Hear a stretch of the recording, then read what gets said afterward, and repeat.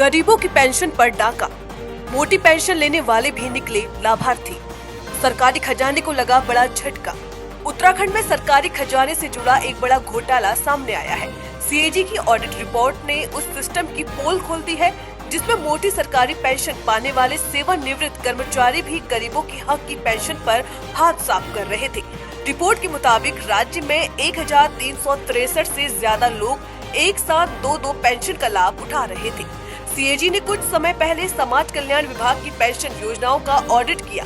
इस दौरान विधवा और वृद्धावस्था पेंशन के लाभार्थियों का डाटा सरकारी कर्मचारियों की पेंशन सूची से मिलाया गया। जांच में सामने आया कि 1363 से ज्यादा ऐसे लोग हैं जो विभागों से रिटायर होने के बाद नियमित रूप से मोटी सरकारी पेंशन ले रहे हैं। हैरानी की बात यह है कि ये लोग सरकारी पेंशन के साथ साथ समाज कल्याण विभाग की विधवा और वृद्धावस्था पेंशन का भी लाभ उठा रहे थे।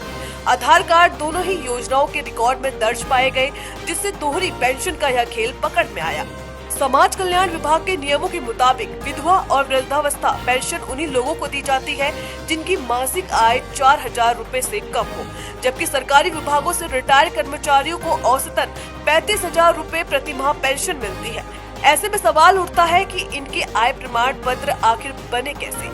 सीएजी ने अपनी सत्यापन रिपोर्ट मुख्य सचिव और वित्त सचिव को भेजते हुए साफ कहा है कि समाज कल्याण विभाग की पेंशन योजनाएं आर्थिक रूप से कमजोर वर्गों के लिए है।